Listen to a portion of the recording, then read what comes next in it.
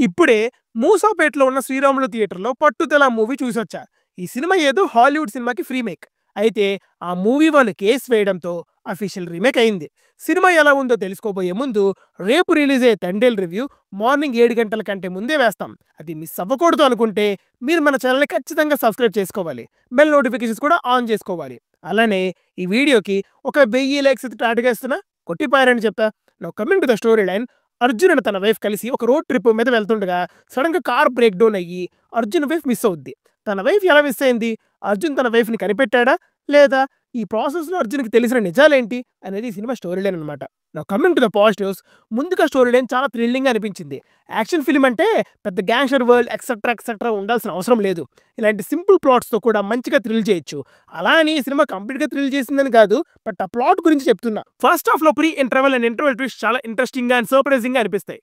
ఇంటర్వెల్‌కి ముందు జరిగే సర్చింగ్ ప్రాసెస్‌ని ఎంగేజింగ్‌గా అండ్ క్యూరియస్‌గా ప్రెజెంట్ చేశారు.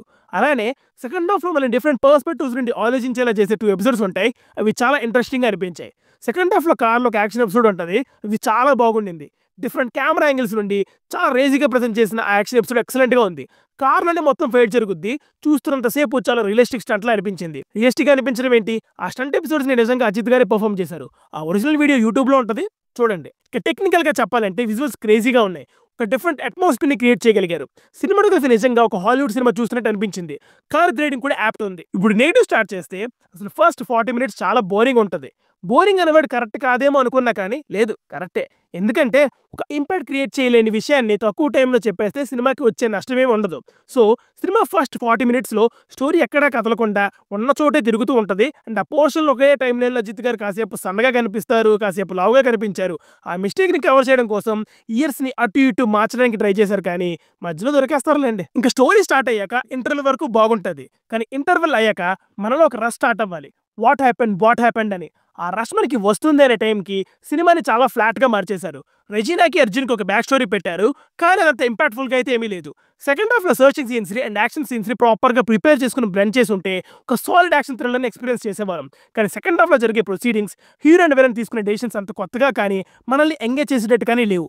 హీరో అండ్ విలన్‌కి మధ్య ఒక ఇంట్రెస్టింగ్ మైండ్ గేమ్ రన్ అవుద్దనుకుంటే చాలా ఫ్లాట్‌గా తీసుకెళ్లారు సినిమాని. కన్‌ఫ్యూజన్స్ క్రియేట్ చేయడానికి ట్రై చేశారు కానీ ఎక్కువసేపు హోల్డ్ చేయలేకపోయారు. యాక్షన్ ఎపిసోడ్స్ ఉన్నవి 3. ఆ మూడిట్లో ఒకటి మనం ఆల్రెడీ పాజిటివ్స్‌లో చెప్పుకున్నాం. ఇంకొక ఎపిసోడ్ ఉంటది. అది ఒక ఇంట్లో జరుగుద్ది. అది ఓకేగా ఉంది. కానీ క్లైమాక్స్ యాక్షన్ ఎపిసోడ్ మాత్రం బాగా తేలిపోయింది. ఇంకసలు అప్పటికే నీరసం వచ్చేసింది. మనం క్లైమాక్స్‌లో అయినా ఒక స్ట్రాంగ్ సెటప్‌తో యాక్షన్ ఎపిసోడ్ ఉంటదనుకుంటే చాలా క్యాజువల్‌గా, నార్మల్‌గా ముగించేస్తారు. ఇంకా సినిమాలో ఎమోషన్‌ని కనెక్ట్ చేయడానికి చాలా అంటే చాలా ట్రై చేశారు. బట్ వర్క్ అవ్వలేదు. ఆ ఎమోషన్ కనెక్ట్ అవ్వకపోవడం వల్ల చాలా సీన్స్‌లో మనం డిస్కనెక్ట్ అయిపోతాం. సినిమా క్లైమాక్స్‌లో ఒక క్రైమ్ గురించి చెప్తారు. అది ఇంకా సరిగ్గా డీటెయిల్‌గా చెప్పాల్సింది. ఇక సినిమాకి మేజర్ డ్రాబ్యాక్ బీజీఎం. అనిరుద్ధేనా కొట్టిందనిపించింది. కొన్ని మంచి సీన్స్‌లో కూడా బీజీఎం బాగా తేలిపోయింది. ట్రైలర్‌లో ఉన్న ఒక్క ట్రాక్‌ని తిప్పి కొట్టారు. ఇంకొకటి ఇంగ్లీష్ ర్యాప్ ట్రాక్ ఉంటది. అదేం బాలేదు. కనీసం అనిరుద్ధేనా గట్టిగా డ్యూటీ చేసుంటే బాగుండేది. మరి ఎందుకు హ్యాండ్ ఇచ్చాడో ఏంటో. ఇక పెర్ఫార్మెన్సెస్ విషయానికొస్తే అజిత్ గారు టెరిఫిక్ పెర్ఫార్మెన్స్ ఇచ్చారు. ఆయన ఎందుకు స్క్రిప్ట్స్ మీద కాన్సంట్రేట్ చేయట్లేదో తెలీదు కానీ ఈ సినిమా ఫస్ట్ హాఫ్‌లో తన వైఫ్ ఎక్కడ అని ఒక క్యారెక్టర్ రిక్వెస్ట్ చేసే సీన్‌లో అజిత్ గారి పెర్ఫార్మెన్స్ పీక్స్‌లో ఉంటది. ఇక మిగతా యాక్టర్స్ వాళ్ళకి ఇచ్చిన రోల్స్‌లో వాళ్ళు బాగానే చేశారు. సో ఫైనల్‌గా పట్టుదల సినిమా గురించి చెప్పేదేంటంటే ఇది స్ట్రిక్ట్‌లీ యావరేజ్ బొమ్మ. అది కూడా అజిత్ గారి కోసం మాత్రమే. సినిమా టైటిల్‌లో ఉన్న పట్టుదల స్క్రిప్ట్ అండ్ రైటింగ్ స్టేజింగ్‌లో పెట్టుంటేనా బాగుండేది. ఓకే దెన్ ఇంకో రివ్యూతో మళ్ళీ కలుద్దాం. అడ్డల్ అండ్ బై టీమ్ మూవీస్.